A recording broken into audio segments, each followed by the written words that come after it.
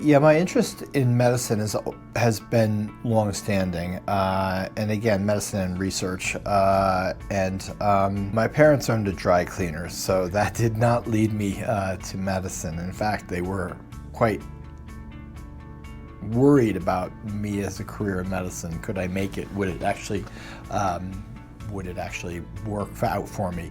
Yeah, I think I started as an undergraduate working in a research lab, and I really kind of liked it. And I took a year off between college and medical school and wasn't sure whether I wanted to get a PhD or an MD.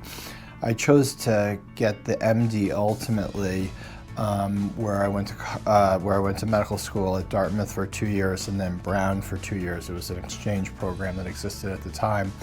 And never kind of lost that research bug. And so I continued to gravitate towards fields that allowed me to ask scientific questions, both in the laboratory as well as in the clinic. And that's how I ended up in pediatric bone marrow transplant and cell therapy. I did my residency at Children's National Medical Center in Washington, D.C., and my fellowship at Stanford, and stayed there for about almost 10 years, and then moved to the University of Minnesota, where I kind of stayed for 16 years until coming here about 9 years ago. My father developed both colorectal cancer and then later lung cancer. As I said, he worked in the dry cleaning field, and it was quite an unregulated time in the late 50s all the way to the early 90s, where there was lots of organic chemicals and things like this that he was likely exposed to and perhaps triggers. But yes, I've been touched by cancer. When I think back on challenges, I do think that some of my classmates, both in college and in medical school, were either more prepared or more sophisticated than I was.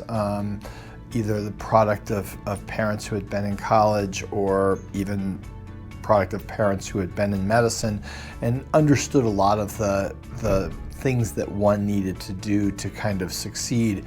And I think for me it was a lot of trial and error, and honestly just determination and perhaps even grit that got me to where I was. And I was never afraid to work hard, and I kind of learned again from my parents that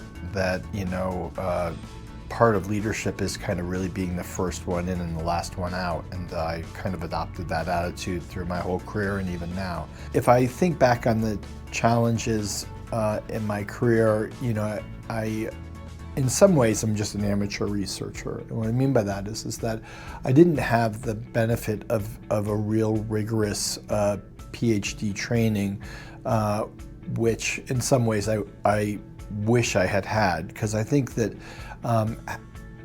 having that type of training really makes you feel more comfortable in a reductionist setting and in a real focused setting. Some of my research, I think, is really trying to solve big, complex medical problems that don't lend itself well to reductionist setting. And so therefore, when I spend time and collaborate with my colleagues who have had that training, sometimes I realize that my work would benefit from that. I think what I would tell myself is that life is not a destination; it's the journey, right? And so what I mean by that is that there's a temptation in life in general is that if I just get into medical school, everything will be okay. Or if I just get through medical school, if I just get through residency, if I just get my first R01, if I just get promoted to every one of these steps just keeps on coming and coming. And so enjoying the ride is really kind of, thankfully, I have really enjoyed the ride, and it's a philosophy I kind of subscribe to, so I guess I tell myself what I was already telling myself. But anyway, I think that what I would tell myself is to enjoy the ride, that it's not the destination, it's the journey.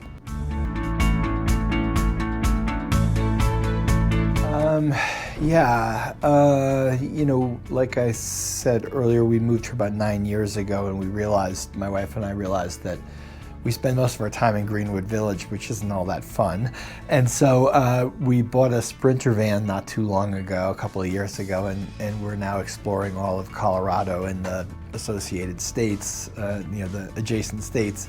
And so we spent a fair amount of time camping and taking the dogs with us and just seeing where the adventure takes us, which has been really fun. I think the other thing I spend a lot of time decompressing is with music. My favorite guy back there is Jerry Garcia, and so spend a lot of time thinking about music and going to see music, which I really like a lot. So yeah, part of my decompressing is definitely fishing of all kinds. I have fished my entire life. I was probably 4 years old when I first started fishing with my father. Whether it's, here obviously it's mostly fly fishing and lake fishing, but I've been all sorts of ocean fishing and everything in between. I think two of the principles I briefly touched on already. One is like first in, last out, leading by example. I think that really means a lot to me when I had leaders who really kind of modeled that type of behavior of hard work and smart work. I appreciated that. And so first in, last out is one of my kind of mottos. And then another one is always putting the patient in the center.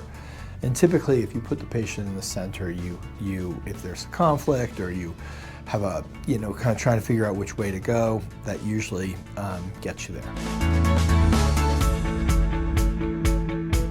Some of the lessons I think I've learned is that, whatever the saying is, the sum of the parts is greater than the whole, or the whole is greater than the sum of the parts, is really true. In other words, that like creating a team, really in bringing diverse people together really can help solve problems and get things done.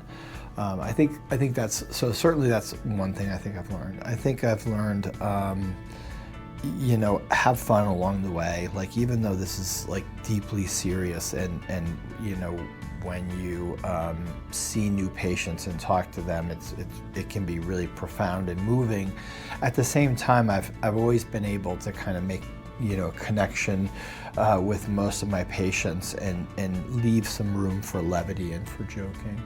And understanding, trying to solve problems that the patient actually experiences is what motivates us.